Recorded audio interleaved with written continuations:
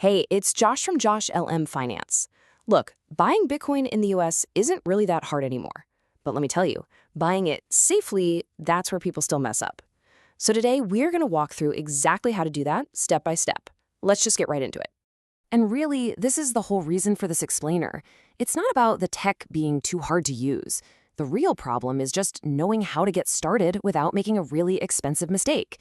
And trust me, in crypto, those mistakes can cost you everything. And that's because of this right here. It's the finality of it all.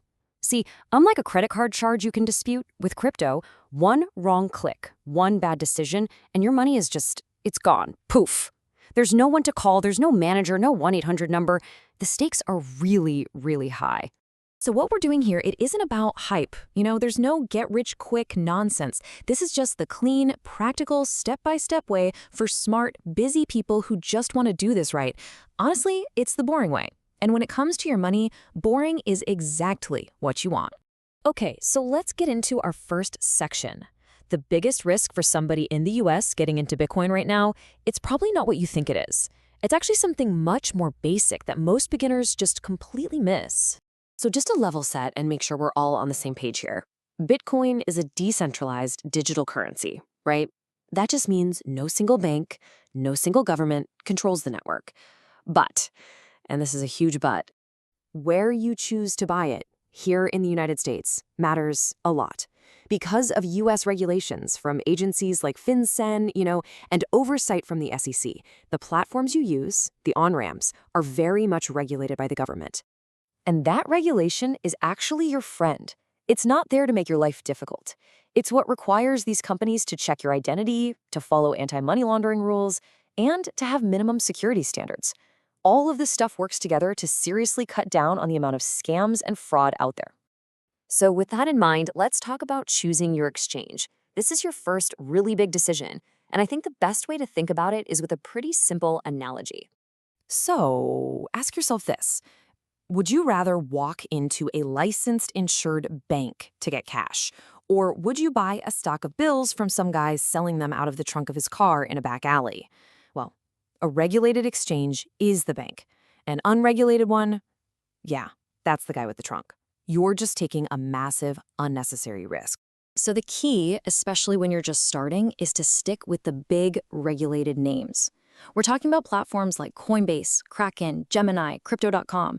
These guys are popular for a reason, and it's not because they're flashy. It's because they're compliant, they're established, and they're safe.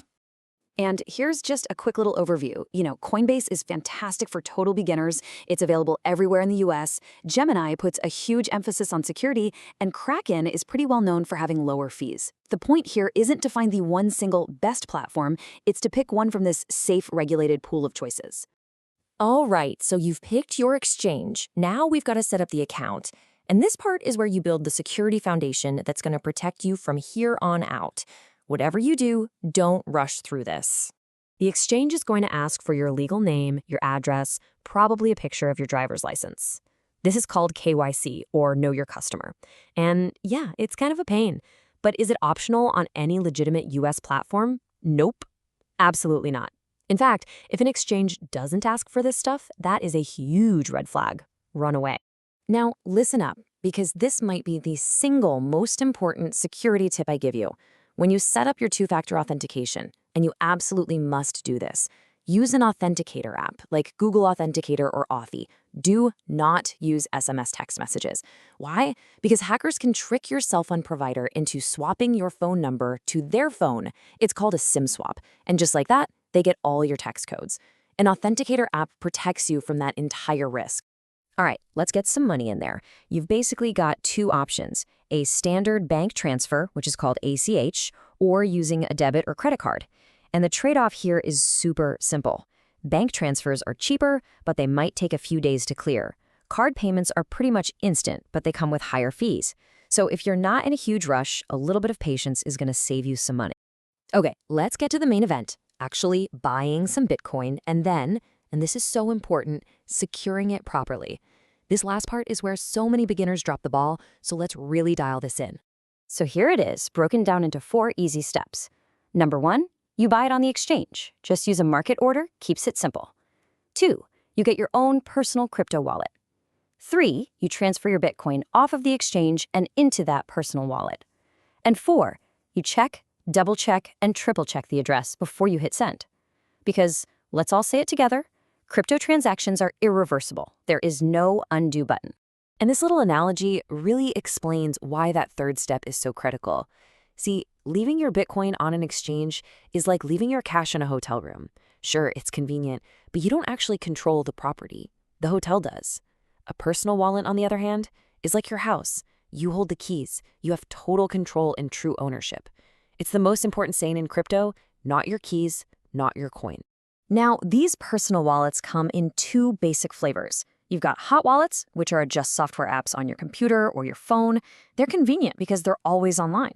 Then you have cold wallets, which are little physical hardware devices, like a USB drive, that stay completely offline. And let me be clear, for any amount of money that you plan on holding for the long term, a cold wallet is without question the gold standard for security. Okay, to wrap this all up, let's just run through a final safety checklist. I want you to think of these as the disciplined habits that are going to keep your crypto safe long after you've made that first purchase. These are the absolute non-negotiables. Never, ever, ever share your recovery phrase with anyone for any reason. Store it on a piece of paper, offline, somewhere safe, not as a screenshot on your phone. Be super suspicious of anyone who randomly DMs you or emails you offering to help, and always download your wallet software directly from the official website. Honestly, most people who lose crypto lose it because of these simple human errors, not because the technology failed. And that really brings us to the main takeaway. Getting this right isn't about being some tech wizard or a brilliant trader. It's about being disciplined and, frankly, a little bit boring. Use a regulated exchange, set up your security properly, and move your coins to a personal wallet. That's the formula. That's how you stay safe. So if this breakdown helped clear things up for you, do me a quick favor and hit that like button. It really does help the channel out. And I actually want to hear from you. Drop a comment below and let me know what part of crypto still confuses you the most. I read every single one. And finally, if this helped you, subscribe to JoshLM Finance. This channel is building a growing library of clear, step-by-step money explainers you can always come back to. Click the video on your screen now. It's the next best breakdown YouTube picked for you to help you make smarter money decisions. And please share this with someone who needs it. Thanks for watching, and I'll see you in the next one.